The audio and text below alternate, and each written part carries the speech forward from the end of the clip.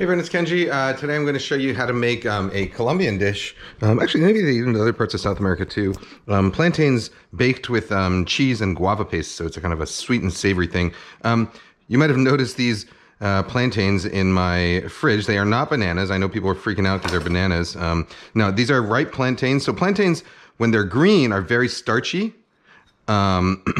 Then when they're kind of yellowish, when they look, like the way you want to eat a banana, they're sort of medium sweet. And then as they mature, their skins turn black. So Platanos Maduros, that's what these are, mature plantains, are very, very sweet and kind of sticky. And they're great, they're great fried. So you might have had these at a Cuban restaurant when they're fried and they're nice and sweet.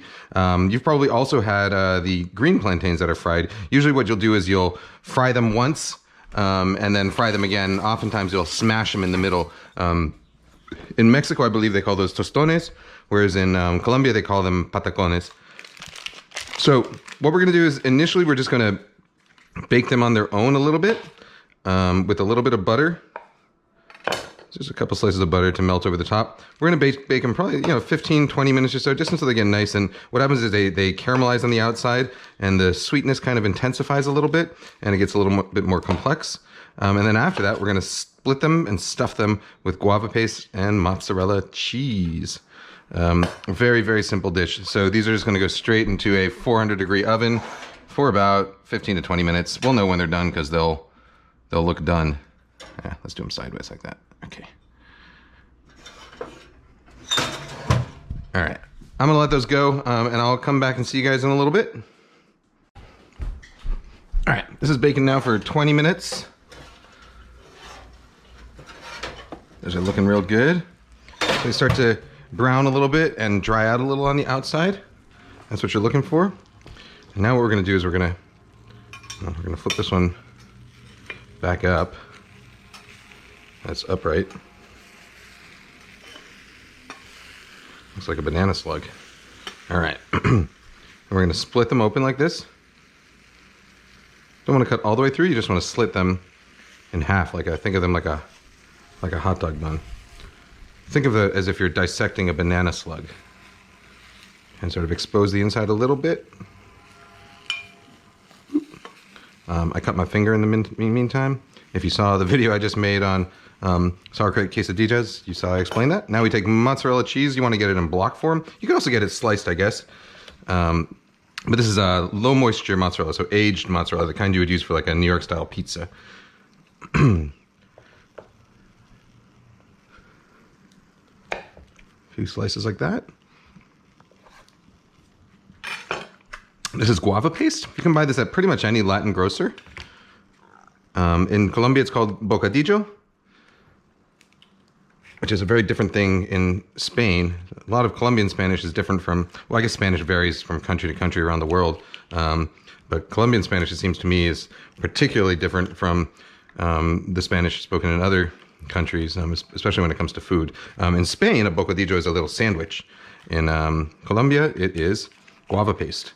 Bocadillo with cheese, guava paste with cheese is a very sort of classic combination. My father-in-law eats a slice of bocadillo with a slice of cheese after pretty much every meal. So now we're just gonna put this guava paste into the slit.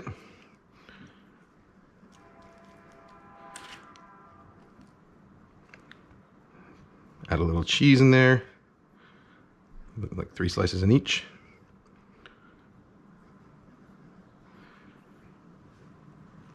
And it's okay if it's a little bit messy. This is not a pretty dish per se. It's just a delicious one. Okay. So now we're gonna put this right back in the oven and let it bake for another 5 to 10 minutes until that cheese is melted and starting to bubble and brown. All right, I'll see you back again in a second. All right, so it's been about another 10 minutes since those went into the oven. I'm gonna pull them out now. The bell just rang.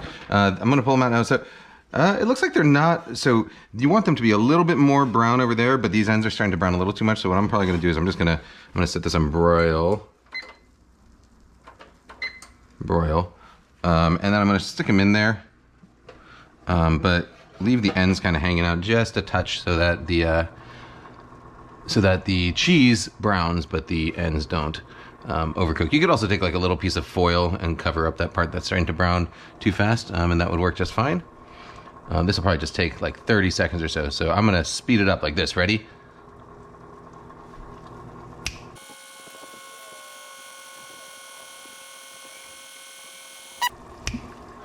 All right, so, whew, here we go. That is looking good. Need a little landing pad for it. So this is plantains, cheese, and guava paste. And actually, I'm gonna add just a little bit of, I know you're back there. Come here. Mexican cream.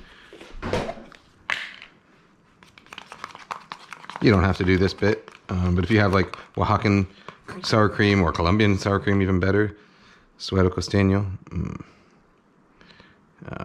Definitely not a necessary, or even I would say not even a traditional part of this dish, but certainly something you can do.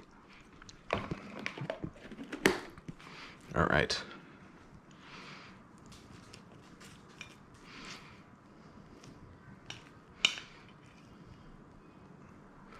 Ooh, this is gonna burn my mouth. I know it.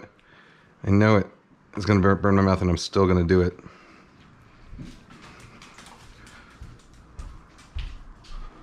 Look at what we got here. Okay. Ooh.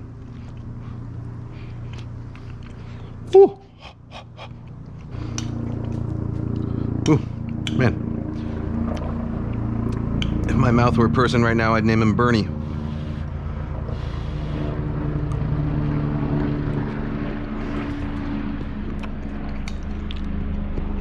Let me blow on this, and then you can get some.